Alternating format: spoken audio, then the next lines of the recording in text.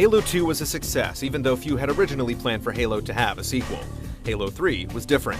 Well before the launch of the Xbox 360 in November of 2005, Bungie had begun laying plans to finish the fight it started 4 years earlier. Despite being the killer app for the original Xbox, the 360 was released with no Master Chief in sight.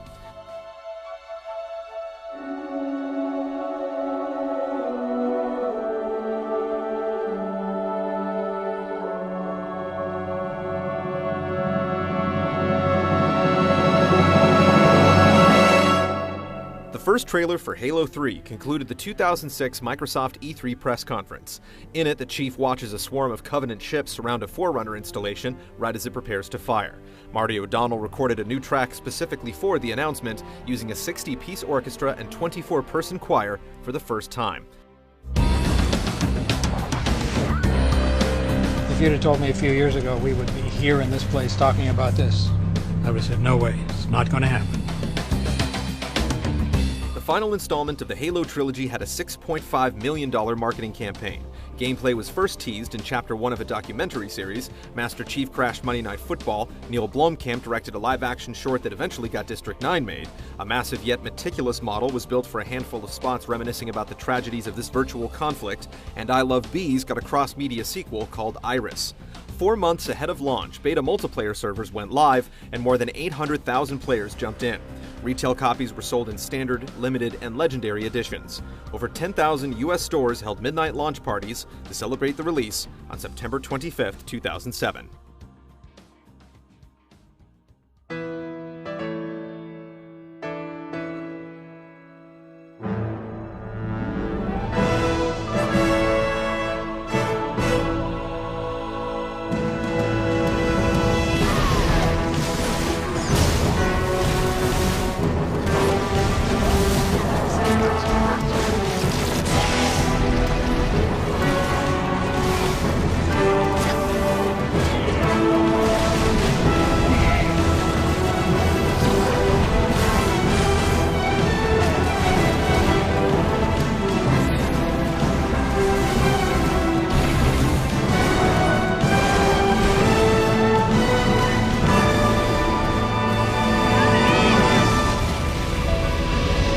Halo 3 took advantage of the Xbox 360 in many ways, adding tech like high dynamic range, global lighting, real-time shadows, depth of field effects and cutscenes, 5.1 surround sound, and a 10-mile draw distance. Halo 3, in terms of content, was the largest game in the series. Two-handed support weapons provided extra firepower, added equipment effects ranged from defensive bubbles to shield regeneration, AI drivers took the wheel for the first time, and the Covenant adapted pack mentalities and attacked in groups.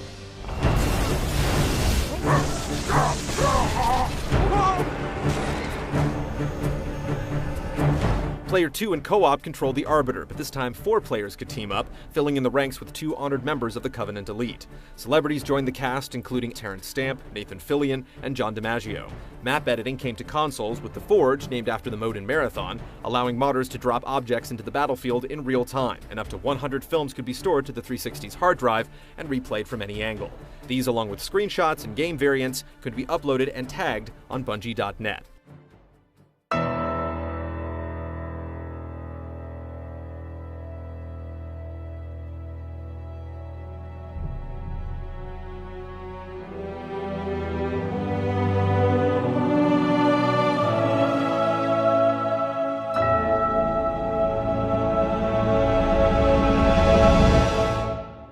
Halo 3 was awarded Best Multiplayer Game at the Spike TV Video Game Awards, Best Xbox 360 Online Multiplayer Game from IGN, the Edge Award for Interactive Innovation, and was Time Magazine's Game of the Year.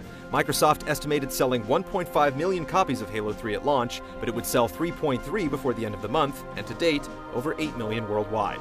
It was the best-selling game of 2007. So many people were at home playing Halo 3, film studio execs at the time were positive it contributed to poor attendance at movie theaters. The community's addiction was worsened by Halo 3's extra content, with the first map pack update coming right before Christmas.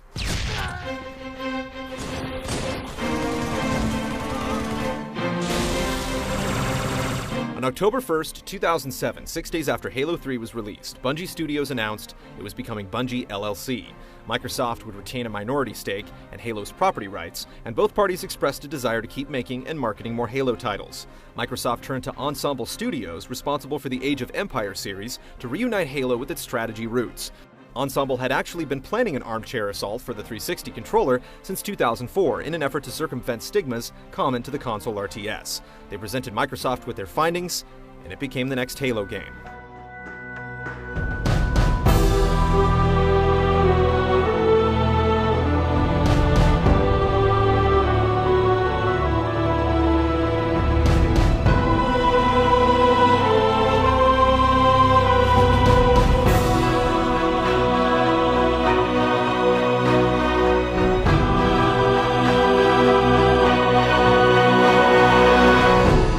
Halo Wars launched on February 26, 2009.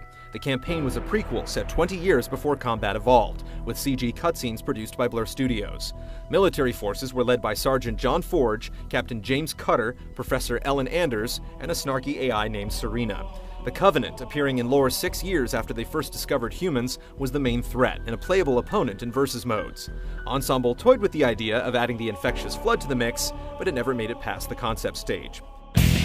Base, this is Forge. We're under heavy fire. Looks like they are setting up defenses. We'll clean up darkness.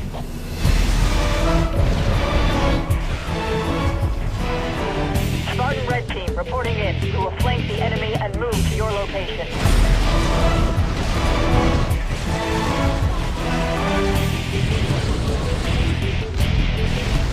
Got it. Halo Wars added new elements like base building and troop management, but kept series FPS traits like Spartans taking out Covenant vehicles with their bare hands. Using supplies found or scavenged on the battlefield, players could upgrade buildings, train units, and activate special abilities using a controller and trigger-friendly system built from the ground up for the 360. More advanced units would become available at each tech level. The Covenant were not playable in the single and co-op campaign, but the Arbiter and Clan could be selected in skirmish mode.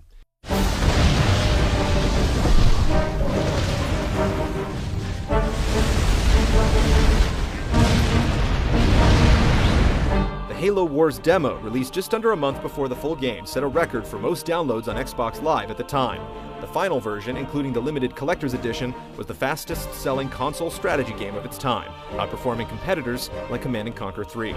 Despite the positive reception, Ensemble Studios proceeded with plans they had announced a year earlier to close their doors. The former heads of Ensemble went on to create Bonfire Studios and Robot Entertainment. Robot agreed to continue support for Halo Wars with 2 DLC packages of more modes, maps, and achievements. Spirit of Fire, this is Forge. Area clear.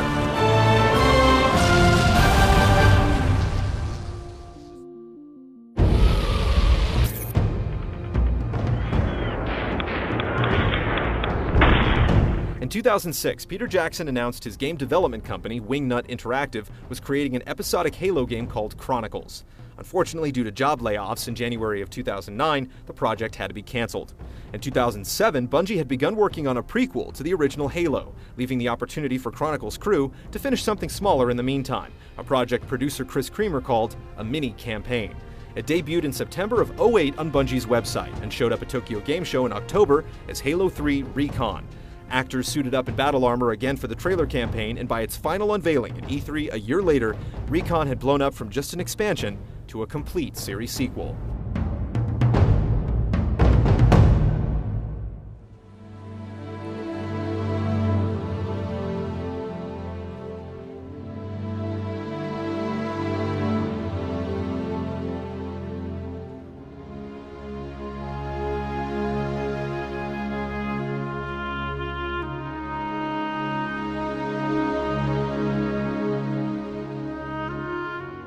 Halo 3 ODST dropped on September 22, 2009.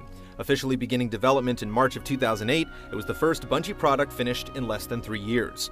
The name was changed to something Bungie felt was a more straightforward description of the soldier protagonists, the Orbital Drop Shock Troopers. The disc did not require Halo 3 to play and came packaged with every Halo 3 multiplayer map released so far.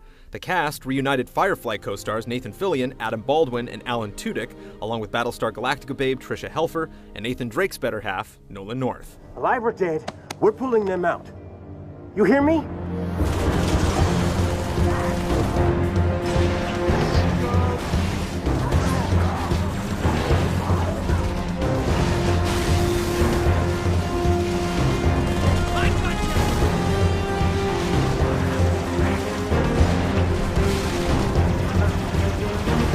ODSTs were not Spartans. They had a stamina system instead of Master Chief's recharging health meter, and weren't as agile or resilient. The campaign, which supported up to 4 players, involved recovering a divided squad through tactical exploration and combat flashbacks. The Halo 3 multiplayer grab bag had 3 additional maps, and the feature list included Firefight, a new survivalist option inspired by Gears of War 2's Horde mode.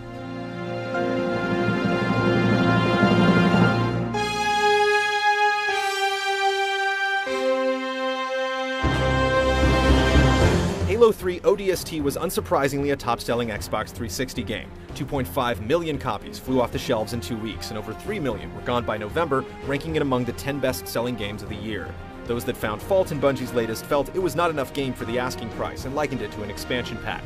ODST was also overshadowed by Bungie's announcement of Halo Reach at E3, 3 months before ODST's release.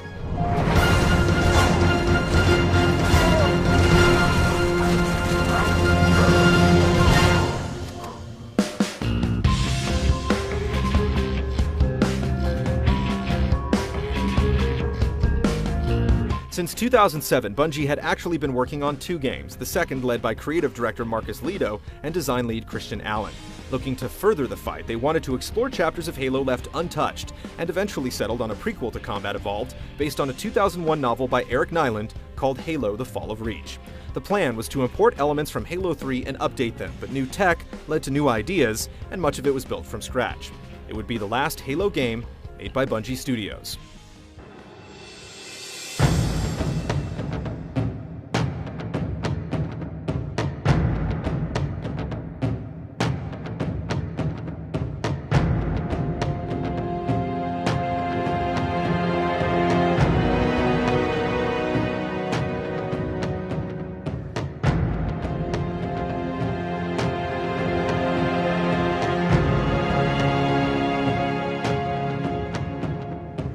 Halo Reach was released on September 14, 2010.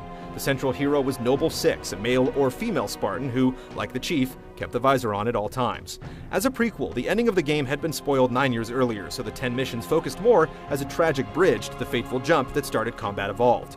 As Spartans, the tiptoeing from ODST was no longer required and replaced with proper running and gunning.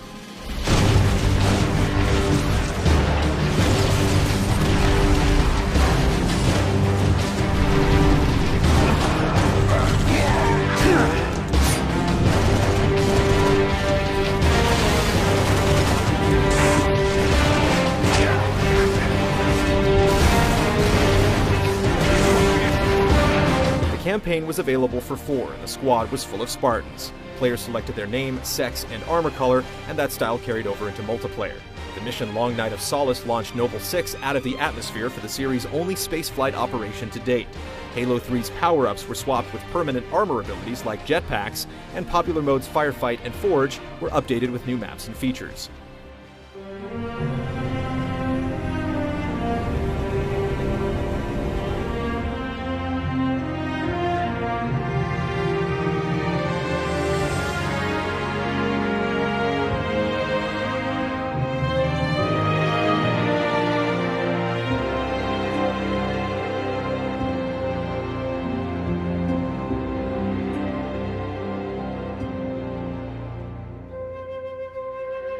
Halo Reach beat Halo 3's Day 1 release sales, grossing over $200 million in the process. The marketing spared no expense, surpassing the budget for Halo 3. Microsoft amped up the humanity even higher with more live-action shorts like Birth of a Spartan, Deliver Hope, and Remember Reach. As the most recent Halo game released, Reach is being played by thousands of people at this very moment. A series originally too impatient to wait for Xbox Live now had 4-player co-op and 16-player skirmishes fed by experience credits and military rank. The competition has now surpassed the story when it comes to the single most defining element of each Halo experience.